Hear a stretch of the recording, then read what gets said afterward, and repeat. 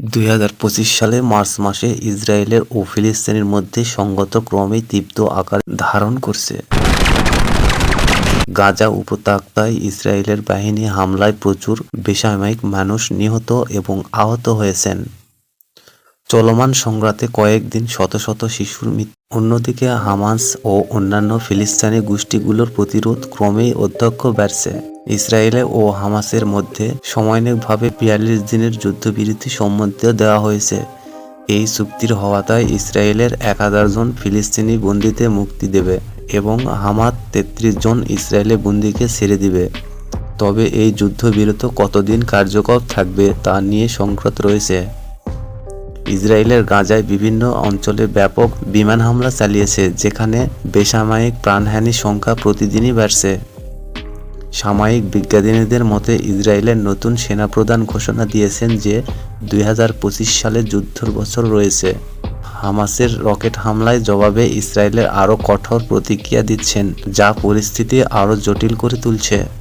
আন্তর্জাতিক সম্প্রদায় বিশেষ করে কাতার ও যুক্তরাষ্ট্র এই সংঘাত নিষ্কার মধ্যমত চেষ্টা করছে।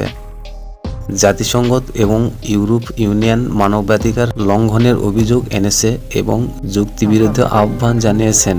ইসরায়েলের ও ফিলিস্তিনি সংঘাতের মূল কারণ হল ভূমি দখল এবং জাতিগত বিরোধ।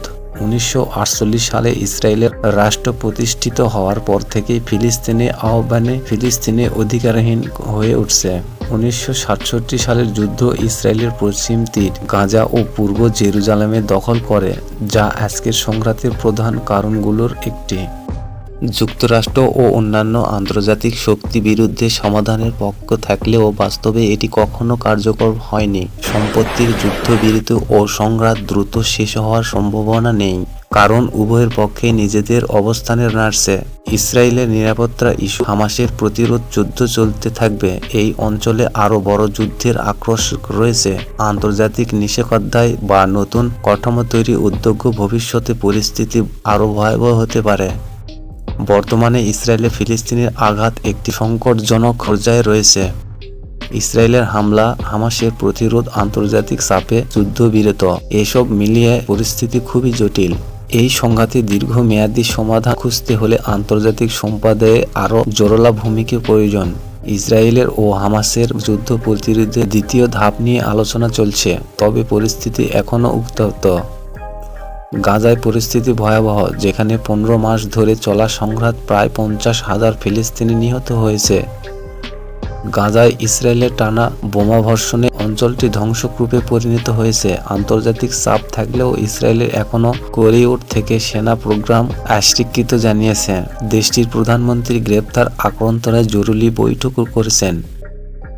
অভ্যন্তরীণ রাজনীতির পরিস্থিতি বাড়ছে, বিশেষ করে যুদ্ধ সংঘাত, বিভিন্ন আন্তর্জাতিক অভিযোগ এবং অভ্যন্তরীণ রাজনৈতিক চাপে তার অবস্থা নড়বড়ে হয়ে পড়ছে। ইসরায়েলের গাজায় বিদ্যুৎ সরবরাহ বন্ধ করে দিয়েছে, যা পরিস্থিতি আরও জটিল করে তুলছে। মানবাধিকার সংগঠনগুলো অভিযোগ করছে যে ইসরায়েলের ত্রাণ সরবরাহ বন্ধ করে দিয়ে মানবাধিকার অপরাধ করছে। কাতার এবং মিশরের মধ্যস্থানে যুদ্ধবিরতি আলোচনা চলছে, তবে কাতার ইসরায়েলের সব প্রমাণ স্থাপন আন্তর্জাতিক মানবিক শক্তি সংঘাত প্রবর্ধনতে আনতে আহ্বান জানিয়েছেন। এই ফলে মধ্যপ্রাচ্যের কঠোরতর পরিস্থিতি উত্তেজনাপূর্ণ হয়েছে। ইসরায়েলে ফিলিস্তিন সংঘাতের শিকড় বহু পুরনো, যার শুরু ১৯৪৮ সাল থেকে।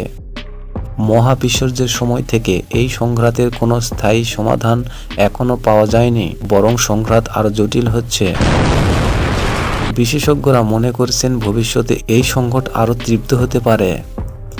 বর্তমান ইসরায়েলে ফিলিস্তিনি সংঘাত এক নতুন মোড়ে পৌঁছেছে, যেখানে যুদ্ধবিরতি, মানবিক সংকট, কাঠামো তৈরি, টানাপোড়েন এবং অভ্যন্তরীণ রাজনৈতিক অস্থিরতা একসঙ্গে মিশে গেছে।